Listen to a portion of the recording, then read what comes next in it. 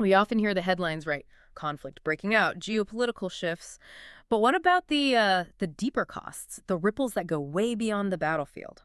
Today we're doing a deep dive. We've got a really fascinating stack of sources that give us this multifaceted look at the true costs of war. Everything from, the financial winners and losers Hmm. to the human suffering, the huge burden on veterans, and even how information itself becomes a weapon. Yeah, and by the end, you'll have a much clearer picture, I think, of how conflict really shapes economies, societies, people.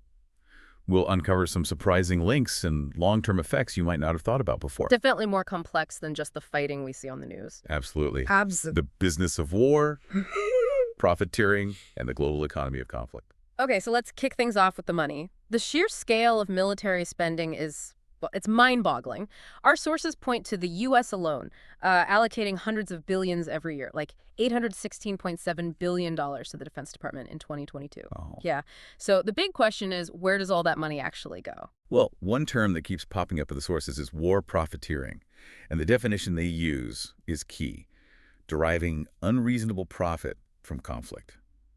That word unreasonable, it carries a really strong negative weight, doesn't it? It absolutely does. It implies something exploitative. And this leads straight to military contractors, right? Right. It seems almost predictable. War breaks out, their sales go up. Exactly. The sources give the example of Russia's invasion of Ukraine.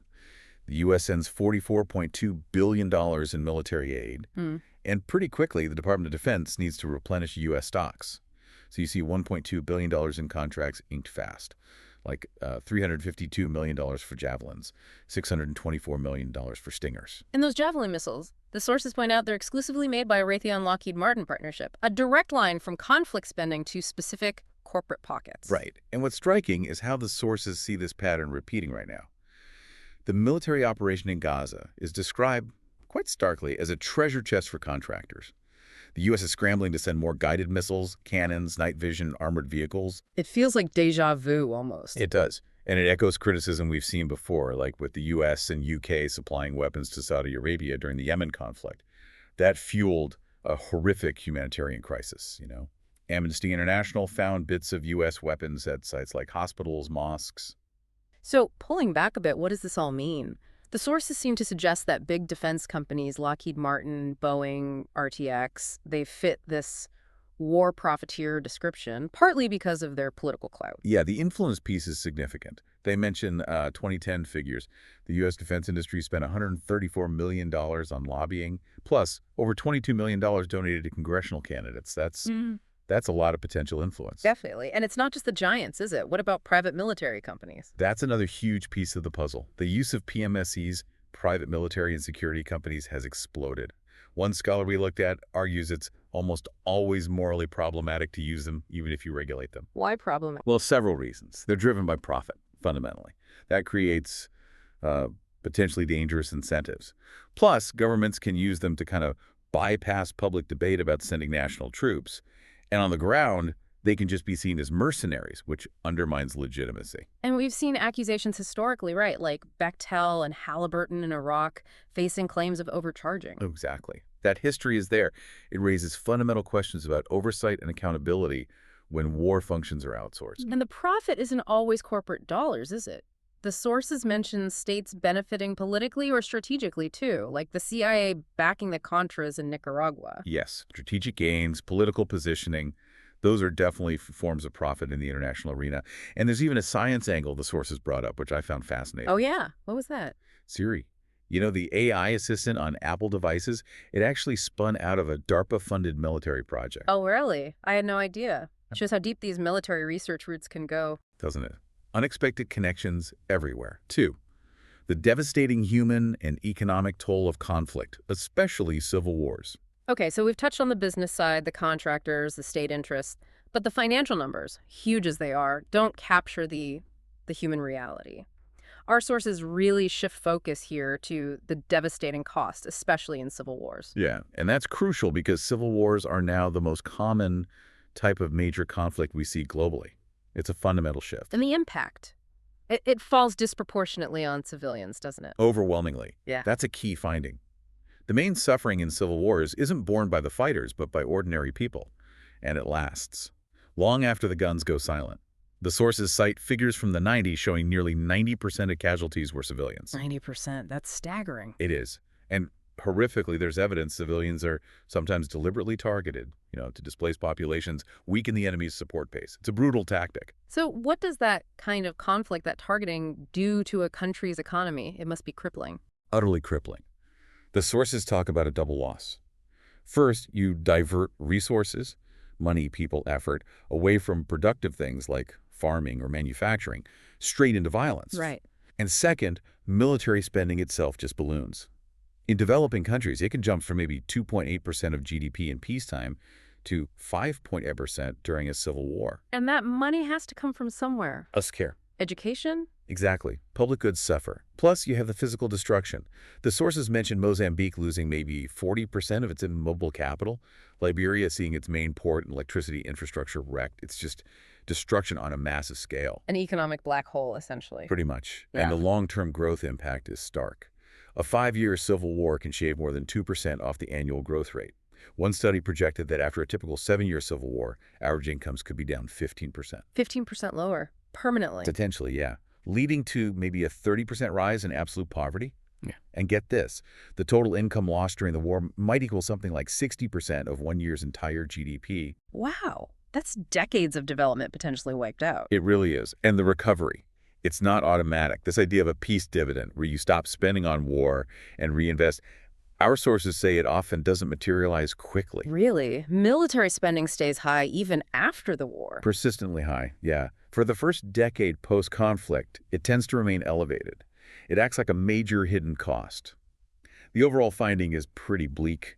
Civil wars rarely bring positive social change. They leave this awful legacy. Economic damage, yes, but also weakened institutions, less political freedom. A truly vicious cycle. It is, and that ties directly into the public health crisis that often follows. The sources argue the biggest problem often isn't just the deaths during the fighting, but afterwards. Yes. Increasingly severe public health crises emerge after the war, largely because health infrastructure is destroyed and people are displaced. Think about camps, lack of sanitation, clean water. So disease becomes a major killer. Exactly. Post-war deaths and injuries can actually match the numbers from the war itself, mostly civilians, and often from infectious diseases like malaria that would normally be treatable or preventable. That's grim. And the sources mentioned something even more disturbing related to health, didn't they? About HIV/AIDS. Yes, that was particularly chilling. The combination of infrastructure collapse and displacement creates conditions where diseases like HIV can spread rapidly. There are reports of prevalence in military forces in some conflict zones, ranging from 6.5% up to, believe it or not, 61%. 61%? In some specific groups, yes. But what was truly horrifying was testimony from Rwanda. Survivors reported that some HIV-positive soldiers deliberately used rape as a weapon, a systematic tool of warfare, specifically to transmit the virus. That's just weaponizing disease itself, almost unthinkable cruelty. It's hard to fathom. And even beyond disease, the physical dangers linger for years, decades even. Landmines are a prime example. Right. The negative capital stock, as one source called it. Precisely. They just sit there, continuing to kill and injure long after peace treaties are signed. Global casualties in 2001 were estimated at 15,000 to 20,000 people, 70% civilians. And places like Cambodia. Still dealing with it daily. Even over a decade after the fighting stopped in '91, the sources said more than 2 people were being injured or killed by landmines every day. It's a legacy etched into the very ground. 3, the long-term costs for veterans. Okay, so we've seen the broad societal impacts, the economic devastation, the public health crises. Let's narrow the focus now to the individuals who serve in these conflicts, the veterans. Our sources highlight just immense escalating costs there, especially for those from the Afghanistan and Iraq wars. The financial projections are genuinely staggering. The total estimated cost just for post-9/11 veterans care, healthcare, disability, pensions from 2001 all the way out to 2050, it's projected between $2.2 and $2.5 trillion. Trillion, with a T. With a T, yeah. Just the VA healthcare component could approach $1 trillion itself. This is a monumental, multi-generational financial commitment. And why? Why are the costs so particularly high for this generation of veterans compared to previous ones? Well, the sources point to several key factors. They generally served longer tours of duty, they faced more intense raw combat exposure, and critically, they've suffered much higher rates of disability. Higher rates. How much higher? Significantly. Get this. 40% of post 9/11 veterans have already been approved for lifetime disability benefits. 40%. Compare that to only 24% for veterans of earlier wars. Wow, that's a massive jump. It is, and many have very severe disabilities. Plus, about 36% have a PTSD diagnosis. So you have longer deployments, more intense combat, leading to higher and more complex disability rates. And that complexity shows up in their claims, right? Absolutely. The sources say veterans from these recent conflicts apply for an average of 6.2 distinct disabling conditions per claim. It's not just one thing. It's often a combination: respiratory issues, musculoskeletal problems, skin disorders, and of course mental health conditions like PTSD and TBI. 6.2 conditions per person. On average, yeah. And the total number of veterans with these service-connected disabilities, around 1.8 million, is way higher than the official wounded in action numbers. It tells you the toll goes far beyond just battlefield injuries. So the VA, the Veterans Administration, is facing this enormous challenge. How are they coping? Well, the sources indicate the VA has definitely scaled up. It's become the third largest federal employer trying to meet this demand, but they've hit major administrative hurdles. Like the health records system.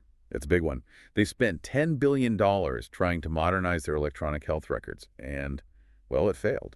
Now they're trying again with a new $16 billion plan running through 2028. Ouch. That's a costly failure. Hugely costly. The sources suggest one seemingly simple improvement could be just automatically enrolling all veterans in VA healthcare right after they leave service. Take some administrative burden off the veteran when they might be struggling. Seems sensible. Now, looking long-term, the sources mention a unique risk associated with these obligations. Yes, a societal risk. Think about it. Only about half of 1% of the entire U.S. population actually served in these post 9/11 conflicts. A tiny fraction. Right, the all-volunteer force. Exactly. And the overall number of veterans in the general population is shrinking fast. So, fast forward to 2050, when these care costs are expected to peak. Fewer Americans will have a direct personal connection. No parent, sibling, maybe even grandparent who served in those specific wars. Precisely. And the concern raised is that this disconnect could lead to a national failure, whether intentional or just through neglect, to actually pay these long-term costs. The societal memory fades, the political will potentially weakens. Which is why they proposed a Veterans Trust Fund, to kind of lock in that commitment. That's the idea behind it, yes. To safeguard those funds and ensure the nation meets its obligations decades down the line, regardless of shifting political winds or fading public memory. What? The battle for information, propaganda, and information warfare. We've covered the tangible costs: money, health, infrastructure, and the long-term burden on veterans.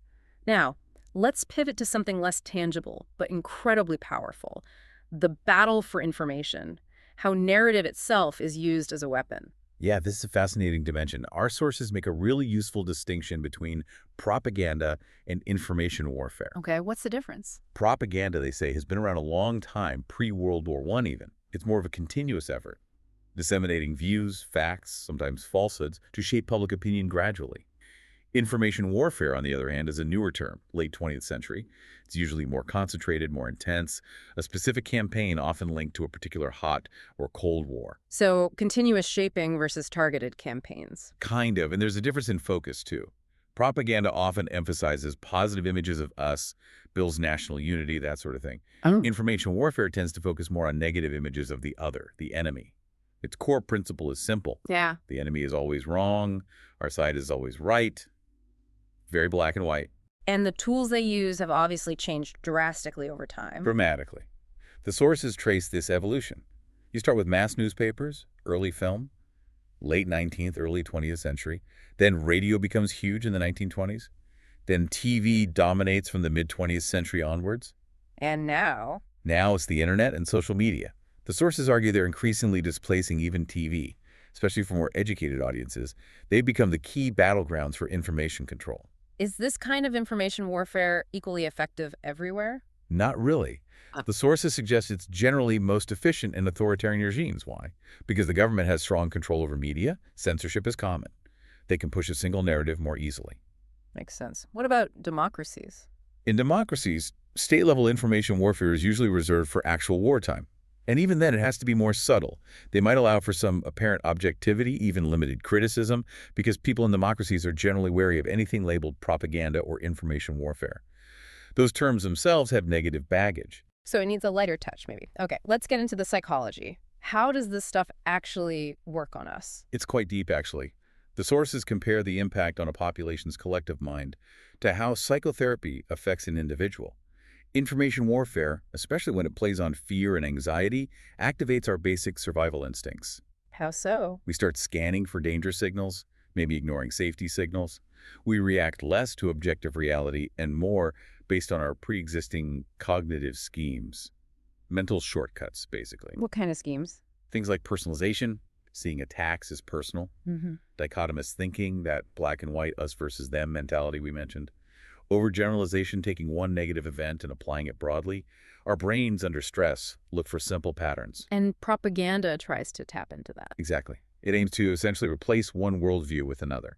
It crafts messages designed to grab attention, stir up emotions, fear, anger, patriotism, and then crucially offer a solution or a way to relieve that emotional tension, usually by supporting our side or opposing theirs. It sounds manipulative because, well, it is. Fundamentally, yes. And the sources also talk about diversion tactics used in information wars. Diversion, like distracting people. Two kinds, mainly.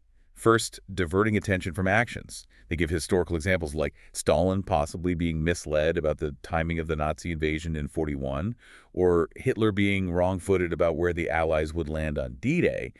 Misdirection about real-world events. Okay, so strategic deception. What's the other kind? Diverting attention from information itself. This is more about media controlling the agenda. What stories get covered? How much prominence do they receive? By selecting news or changing its perceived importance, they shape what the public thinks about. Managing the narrative flow? Precisely. And when faced with information that contradicts their narrative, they have tactics too. Reframe actions more positively, shift focus to different actions, hammer on the opponent's negative traits, or directly try to debunk the conflicting info. A whole toolkit for narrative control. Indeed. And one final point the sources raise is the role of opinion leaders. Influencers, basically. Kind of, yeah. The idea is based on the two-step flow model of communication. Information doesn't just hit everyone directly. Its influence often gets amplified when it's picked up and repeated by trusted figures or influential people within a society, whether those are journalists, academics, celebrities, community leaders, people who rise organically in democracies, or perhaps are appointed or promoted in less democratic systems. So controlling the message involves reaching these key nodes in the network, too. Exactly. It highlights how complex and layered this whole process of shaping perception during conflict really is. Outro. Wow. Okay, so stepping back, our deep dive today really has laid bare just how many layers there are to the costs of conflict. It's not just one thing. It's the huge financial flows, the profiteering, then the absolutely devastating human and economic toll, especially on civilians, that lasts for generations. The lingering health crises, the landmines. Right. And the profound long-term burden on veterans, financially and personally. And woven through it all, this constant battle for information, for narrative control. Yeah, you really see how war isn't just fought on physical battlefields. It's fought in budgets, it impacts bodies and public health systems years later, and it's definitely fought in our minds, shaping how we even perceive the conflict itself. It's this incredibly complex tapestry of costs, some obvious, many hidden, all rippling outwards. So as you go about your week, maybe think about this. How does understanding all these different costs, the visible, the hidden, the financial, the human, the informational, how might that change how you view current events? Or even how we decide to allocate resources as a society? What new questions does this raise for you about what we truly mean when we talk about the price of war?